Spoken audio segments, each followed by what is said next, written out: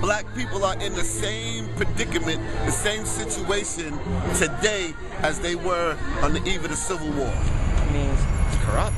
It's corruption. I mean, why are the minorities still the lowest race? Why are we not unitized yet like every other one? When are we going to get the picture to believe that, yo, we can all get together and build? I'm living in Harlem right now. In Harlem? Yeah, I'm from Harlem. From Harlem, New York? Yeah.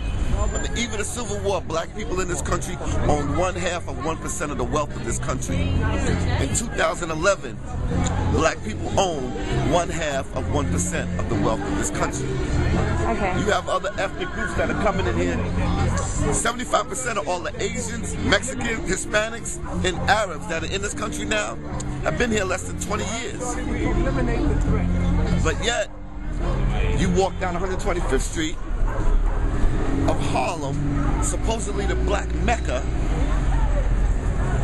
and the black people are on the street selling stuff, and all the immigrants are in the stores. Kentucky. He's wearing white trunks. He weighs 206. The heavyweight champion of the world, Muhammad Ali. Muhammad Ali, better known as Cassius Clay. Well, Muhammad naturally embraced the Muslim faith. I always look for the east corner because you pray towards Mecca and to the east. And I found that out. See how intelligent I got about religion? I was learning every day.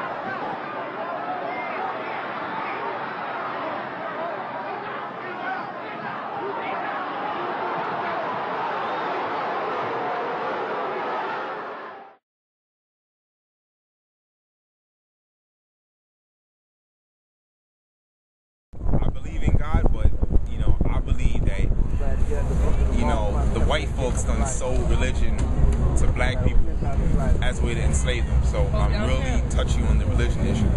So I'm so. I wouldn't say religious, I would say more spiritual. I believe there is a creator, and that I don't believe in any just one God like Muhammad or Allah or just Jesus or Buddha, anything like that. It's one creator. All of those religions believe in that one creator. It's just many different names. I ended up becoming religious because I've opened my eyes to realize that certain things are happening to me because I don't have faith, and I don't believe that these things will actually happen. Well, I grew up with my grandmother, and she's a really heavy-duty Christian. But I recently moved my mother, and she's Catholic, and she's heavy-duty Catholic. I'm still a good boy. I follow. I went to church every Sunday, but as I got older, I never found church really interesting. I mean, there's something there. I mean, something created us. Right now, probably spiritual. Okay. I'm trying to see what to believe in now. I'm pretty much lost because religion to me is all over the place. Christianity being one of the greatest perpetuators of racism in this country. That's really a double-edged sword. You understand what I'm saying? Yes, it perpetuated racism, but it also gave the slave a vehicle to unify behind something. What is your real name? Malcolm X. Is that your legal name? As far as I'm concerned, it's my legal name. Have you been to court to establish that you are? I didn't have to go to court to be called Murphy or Jones or Smith. The same slave master who owned us put his last name on us to denote that we were his property. Going back to the whole enslavement thing, during slavery, they practiced religion because, it was like this promised land after death, and the slaves, they can get there. But now, brothers don't want to hear that because if you compare that historically to now, what do you see? You see the white man with the Bible in his hand preaching to the slaves.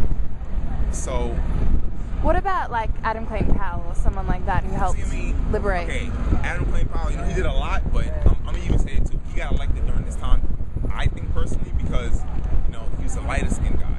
So he was a bit, how do I say, conservative on his politics. Okay, but what about Malcolm X or Martin Luther King, Malcolm X or someone like that? Yeah, Malcolm X, I'm a big supporter of Malcolm X because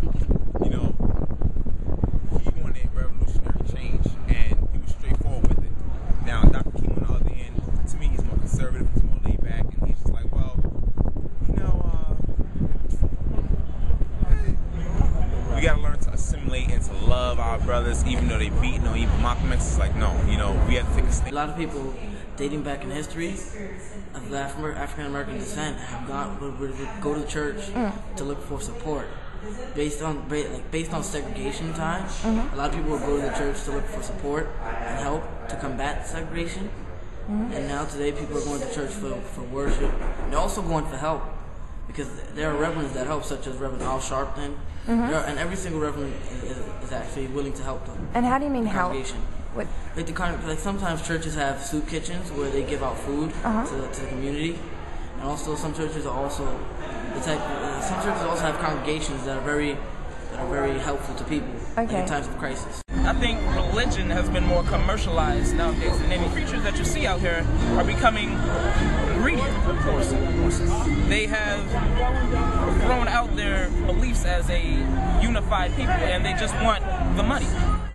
They said the key to good economics is the African woman. And they said if you break her, they likened it to how they would break a horse. A lot of people will look at these pictures and think that it's horrible. But my opinion is a little bit different from a lot of different people's. This is what these people thought they had to do to survive. You understand what I'm saying? The Caucasian realizes that in terms of the planet, he's the minority on the planet. People of color outnumber him. He fears genetic annihilation because they had a rule in this country called the one-drop rule, where if they could trace one African ancestor back in your family, you were considered black. So they call that the one-drop rule. They can find one drop of black blood in your lineage, you were black. So a lot of these black men here met this fate by some type of confrontation with a white woman. You understand what I'm saying? And what they would do to put fear into the black man is they would castrate them. When they lynched them, they would castrate them. So they castrated this brother. This brother here, this is all the same brother right here. 1, 2, 3. Right here, they got him covered up. They castrated him. This brother up here, they castrated him. This brother right here, they set him on fire and lynched him. This is where the people in the audience were shooting at him, and they got him covered up. They castrated him. So not only was that to put fear into the black man about messing with a white woman, but it also told the black woman that your man cannot protect you.